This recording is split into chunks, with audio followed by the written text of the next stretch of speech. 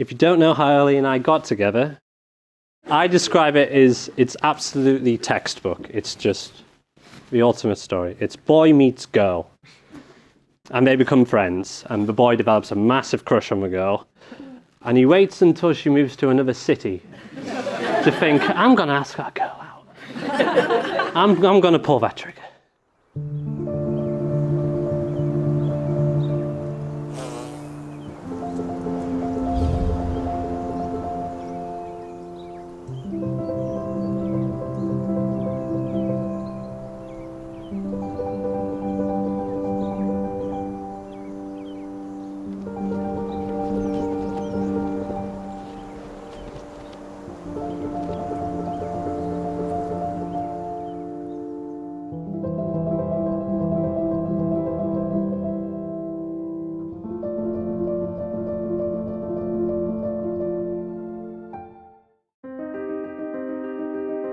Thank you all so much for coming and to supporting Eleanor and James on this very special day as they start their married life together.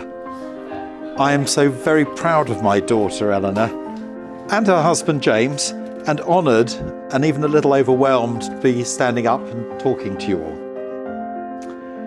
During lockdown, Eleanor and I and my stepson Fred, who's over there, with Jonathan, who's sat next to him, we had a weekly game of Dungeons and Dragons, and it was an escapist, an exciting and hilarious high point of the week. Eleanor put a lot of work every week into weaving together a fantasy world that we all inhabited for a few glorious hours.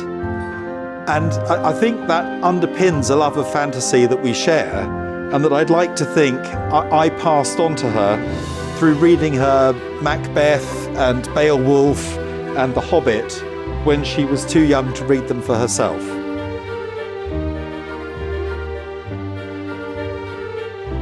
And it's reflected in one of my favourite memories of Eleanor's childhood.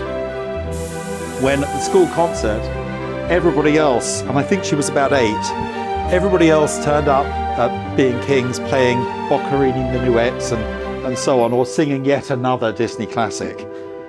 Eleanor came along and, as a surprise for her music teacher, gave him poisoning pigeons in the park. Fortunately, he was a very good sight reader and coped with it, and the audience loved her obvious enjoyment in singing all about murdering squirrels and conducting unlicensed medical experiments on wildfowl.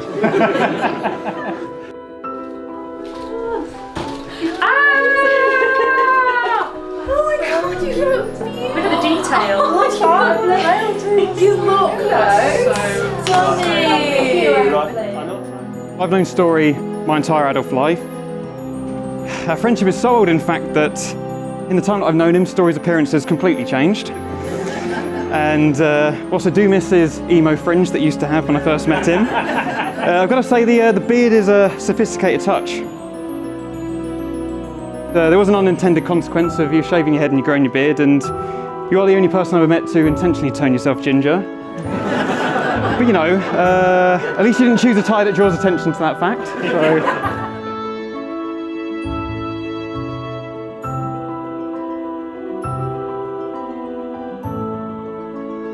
Whilst their hair has changed, what has remained a constant is your friendship and loyalty, your kindness as well as your generosity, and not to mention your respectful level of sass, nor your encyclopedic knowledge of award-winning cinema.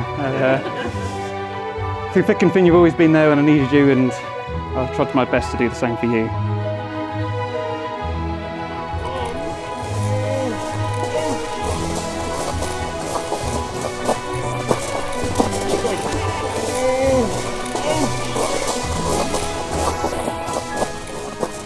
I carry your heart with me. I carry it in my heart. I am never without it. Anywhere I go, you go, my dear. And whatever is done by only me is your doing, my darling. I fear no fate, for you are my fate, my sweet. I want no world, for beautiful you are my world, my true. And it's you are whatever a moon has always meant, and whatever a sun will always sing is you. Here is the deepest secret nobody knows. Here is the root of the root, and the bud of the bud, and the sky of a tree called life, which grows higher than soul can hope, or mind can hide. And this is the wonder that's keeping the stars apart. I carry your heart, I carry it in my heart. The institution of marriage must be entered into freely, voluntarily, and with the full and unreserved consent of you both. I, James Joseph Story. I, James Joseph Story. Take you, Eleanor Jane Francesca Watts. Take you, Eleanor Jane Francesca Watts. To be my wedded wife. To be my wedded wife. I promise to love and care for you. I promise to love and care for you. And be faithful to you always. And be faithful to you always. May we look to our future together. May we look to our future together. With hope, happiness and joy. With hope, happiness and joy. And remembering this day. And remembering this day. Never allow anything to change. Never allow anything to change. The feelings that we share for each other. The feelings that we share for each other. Perfect, well done. No pressure. Okay, repeat after. I, Eleanor Jane Francesca Watts. I, Eleanor Jane Francesca Watts. Take you, James John Story. Joseph. Take you, James Joseph Story. I know, that's the important bit. John's a really nice guy. Take you, James Joseph Story. Take you, James Joseph Story. To be my wedded husband. To be my wedded husband. I promise to love and care for you. I promise to love and care for you. And be faithful to you always. And be faithful to you always. May we look to our future together. May we look to our future together. With hope, happiness and joy. With hope, happiness and joy. And remembering this day. And remembering this day. Never allow anything to change. Never allow anything to change. The feelings that we share for each other. The feelings that we share for each other. Perfect, well done. I think that deserves a round of applause.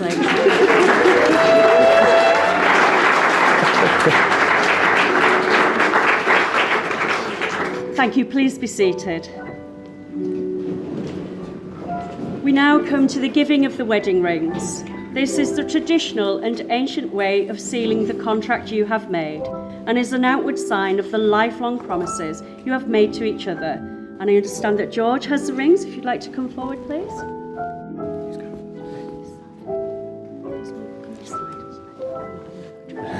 So you take her left hand in yours. I'm just going to move out of the be on the end of the finger. Say these words to her. I give you this ring. I give you this ring. As a token of our marriage. As a token of our marriage. And as a symbol. And as a symbol. Of all that we share. Of all that we share.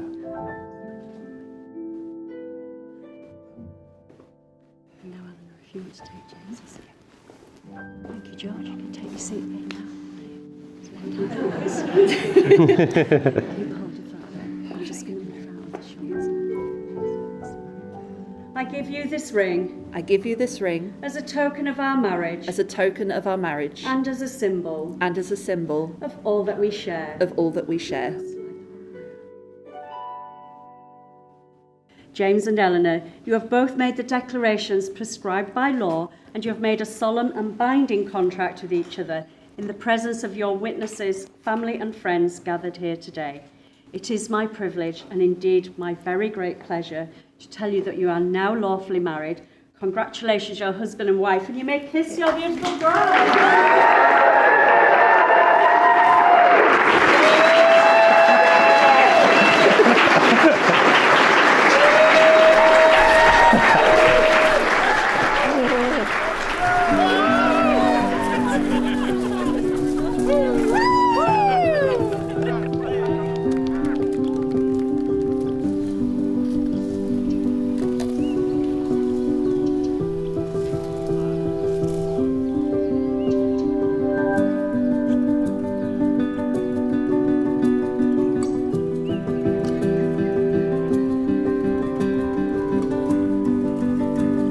Friends, relatives, thank you for coming to our wedding today.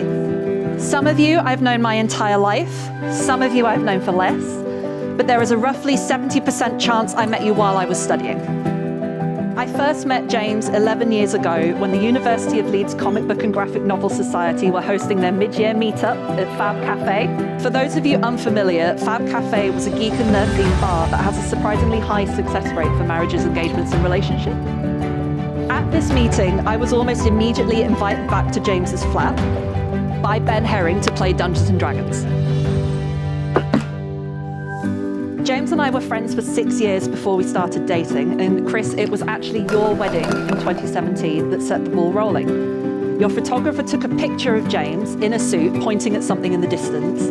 He sent it to me saying, "Look how good I look in this suit," and I agreed. Some of you may not know that James and I actually first officially said "I love you" to each other on our very first date. In fact, about a month later, I had a bit too much to drink and I told him we were going to get married. His reaction was to say, "That's nice, Ellie," and carry me to Babylon's for hash browns to help me sober up. But from that first date, I knew that I never wanted to miss an opportunity to tell you how I feel, from making sure to say goodnight to each other whenever we're apart, to never actually using each other's names, but instead solely referring to him as BD around the house. When I first moved away from Leeds, you wrote me a letter to say goodbye, though I don't think either of us realised you weren't getting rid of me that easily. So I promise there will be more nights where we drink slightly too much.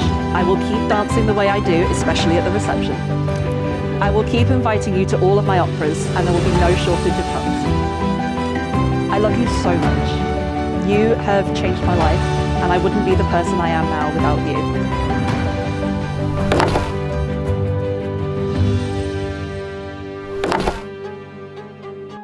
I like to think that growing up, my mum taught me that you've got to fill your life with people who are close to you and good, and with that, people are inherently good.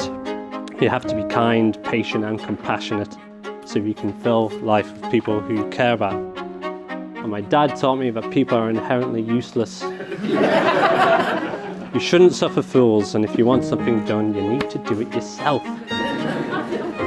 So fingers crossed that I ended up somewhere between those two philosophies. And of course, we all wish that my dad was with us here today, but I carry him with me wherever I am, wearing government badges there. I've learned that falling in love with your best friend is the greatest thing that can happen to you. It makes dating a breeze, even when you live in different cities. It makes the future less daunting, even though you never know what might happen. It makes, and Ellie, you make, every day better, every difficulty easier, every tomorrow brighter. You're considerate, you're patient, you're ambitious, you're silly, very, very kind. And I couldn't possibly tell you just how much I absolutely adore you. But there are a lot of pages left in the book, and I have the rest of my life to try. We do live further apart than we used to. Story, you're in Cardiff and I'm up here in Leeds. It's a considerable gap, so I'm glad that you found your life partner in Ellie, who I'm sure will do all the things for you that I wouldn't. You know, like watching wrestling. I ain't doing that. Not all of them. Not all of them, not all of them. And Ellie, you've married a wonderful bloke. He's perfectly cromulent in every way.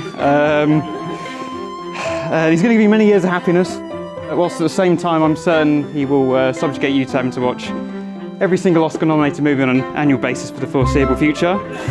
But I'm certain you'll get him back by forcing him to rewatch Clueless on an equally regular basis.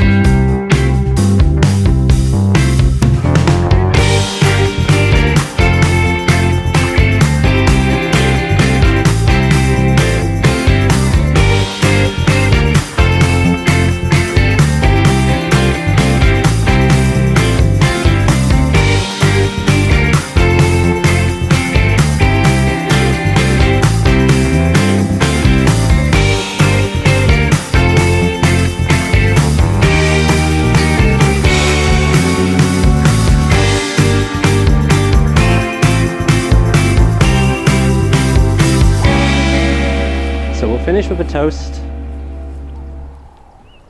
to the love of my life, and I take an immense amount of pleasure in saying, my new wife, to Ellie.